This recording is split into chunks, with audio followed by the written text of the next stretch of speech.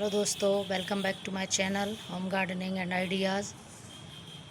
आज यदि बात करें उन खुशबूदार फूलों की जिनको हम जानते हैं, तो उनमें यदि टॉप पर कोई फूल आता है तो वो है केवड़े का फ्लावर। जी हाँ, मैं बात करूँगी केवड़े के प्लांट के बारे में।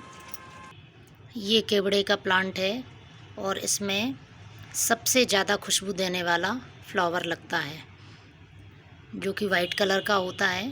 इसे हम घर में कैसे लगा सकते हैं पॉट में, उसके बारे में आज मैं सारी आपको इन्फॉर्मेशन दूंगी। तो ये केवड़े का जो प्लांट है, इसमें दो तरह के फ्लावर लगते हैं, एक मेल एक फीमेल। और वाइट कलर का जो फ्लावर लगता है वो केवड़े का फ्लावर कहलाता है, और जो येलो कलर का फ्लावर लगता है उसको हम केतकी का फूल बोलते हैं। इसकी पहचान के बारे में यदि मैं बताऊं तो इस पर दोनों तीनों साइड्स में छोटे छोटे से ये कांटे लगे हुए होते हैं। ये इस तरफ से दोनों तरफ से कांटे लगे रहते हैं इसकी पत्तियों में। इसको लगाने के लिए आपको इसको रूट से ही लगाना पड़ता है। तो इसको यदि एक बार आप नर्सरी से ये प्लांट ले आएँ तो फिर बाद में इसके साइड से और प्लांट निकलने लगते हैं, उनको अलग करके और आप इसको ग्रो कर सकते हैं। तो नर्सरी से लाके इस प्लांट को आप पॉट में लगा लीजिए और मिट्टी में आप वर्मी कंपोस्ट मिला लीजिए। फर्टिलाइज़र में इसको कंपोस्ट के अलावा कोई और फर्टिलाइज़र देने की ज़रूरत नहीं है, आसानी से लग जाता है। इसे बेहद खुशबू वाले फ्लावर देता है ये वाला प्लांट, तो आप घर में ज़रूर लगाएं और देखने में भी काफ़ी खूबसूरत लगता है। इसकी यदि यूज़ की बात करें तो ये आयुर्वेद में बहुत ज़्यादा इम्पोर्टेंस रखता है। इसका बहुत महत्व है, क्योंकि बहुत सारी जो आयुर्वेदिक मेडिसिन हैं उनको बनाने में काम में आता है।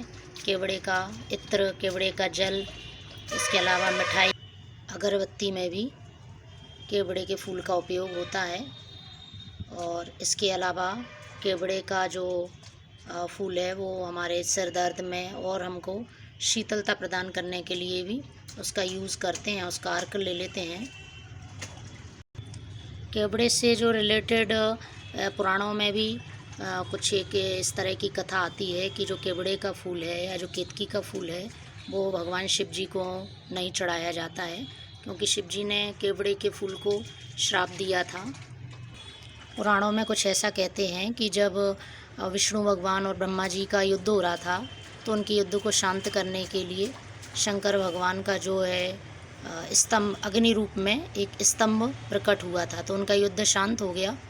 मगर ब्रह्मा जी और विष्णु जी ने ये सोचा कि ये इसका कहाँ से शुरुआत है और कहाँ पर इसका एंड है, उस अग्नि स्तंभ को ये जानने के लिए दोनों दिशाओं में वो विष्णु जी नीचे उसका रूट्स देखने, जो उसका जड़ है, कहाँ से निकला है ये स्तंभ, वहाँ गए। और जो ब्रह्मा जी थे वो हंस का रूप धारण करके ऊपर की ओर, ऊपर की दिशा में निकल लिए।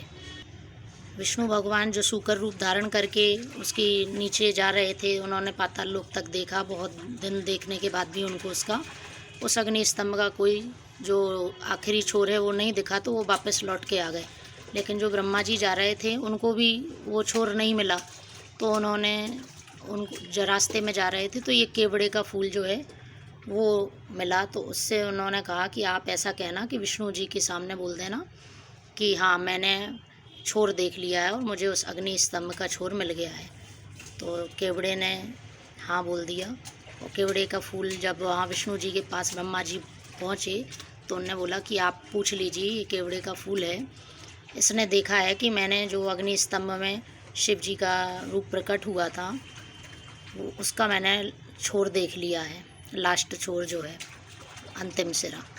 केवड़े ने हाँ भर दिया कि ब्रह्मा जी सत्य कह रहे हैं।